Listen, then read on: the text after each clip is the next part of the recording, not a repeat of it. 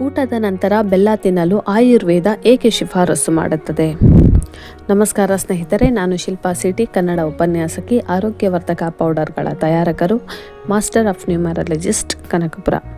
ನೀವಿನ್ನೂ ನಮ್ಮ ಚಾನಲ್ನ ಸಬ್ಸ್ಕ್ರೈಬ್ ಮಾಡಿಲ್ಲ ಅಂದರೆ ದಯವಿಟ್ಟು ಸಬ್ಸ್ಕ್ರೈಬ್ ಮಾಡಿ, ವಿಡಿಯೋನ ಲೈಕ್ ಮಾಡಿ, ಹಾಗೆ ಶೇರ್ ಮಾಡಿ. ಊಟದ ನಂತರ ಬೆಲ್ಲ ತಿನ್ನಲು ಆಯುರ್ವೇದ ಏಕೆ ಶಿಫಾರಸು ಮಾಡುತ್ತದೆ? ಜೀರ್ಣಕ್ರಿಯೆಗೆ ಸಹಾಯ ಮಾಡುತ್ತದೆ.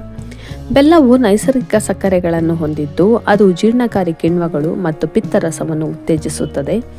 ಸುಗಮ ಜೀರ್ಣಕ್ರಿಯೆ ಮತ್ತು ಪೋಷಕಾಂಶಗಳ ಹೀರಿಕೊಳ್ಳುವಿಕೆಯನ್ನು ಉತ್ತೇಜಿಸುತ್ತದೆ. ಚಯಾಪಚಯ ಕ್ರಿಯೆ ಹೆಚ್ಚಳ. ಜೀರ್ಣಕ್ರಿಯೆ ಪ್ರಕ್ರಿಯೆಗಳನ್ನು ಸಕ್ರಿಯಗೊಳಿಸುವ ಮೂಲಕ ಬೆಲ್ಲವು ಒಟ್ಟಾರೆ ಚಯಾಪಚಯ ಕ್ರಿಯೆ ಮತ್ತು ಶಕ್ತಿಯ ಮಟ್ಟವನ್ನು ಸುಧಾರಿಸಲು ಸಹಾಯ ಮಾಡುತ್ತದೆ. ದೇಹವನ್ನು ನಿರ್ವಿಷಗೊಳಿಸುತ್ತದೆ. ಬೆಲ್ಲವು ನಿರ್ವಿಷಗೊಳಿಸುವ ಗುಣಗಳನ್ನು ಹೊಂದಿವೆ ಎಂದು ನಂಬಲಾಗಿದೆ. ದೇಹದಿಂದ ವಿಷವನ್ನು ಹೊರಹಾಕಲು ಮತ್ತು ಯಕೃತ್ತಿನ ಕಾರ್ಯವನ್ನು ಬೆಂಬಲಿಸಲು ಸಹಾಯ ಮಾಡುತ್ತದೆ. ಮಲಬದ್ಧತೆಯನ್ನು ತಡೆಯುತ್ತದೆ. ಬೆಲ್ಲದಲ್ಲಿರುವ ನಾರಿನ ಅಂಶವು ಮಲವನ್ನು ಮೃದುಗೊಳಿಸಲು ಮತ್ತು ಮಲಬದ್ಧತೆಯನ್ನು ತಡೆಯಲು ಸಹಾಯ ಮಾಡುತ್ತದೆ. ಖನಿಜಗಳು ಮತ್ತು ಜೀವಸತ್ವಗಳು.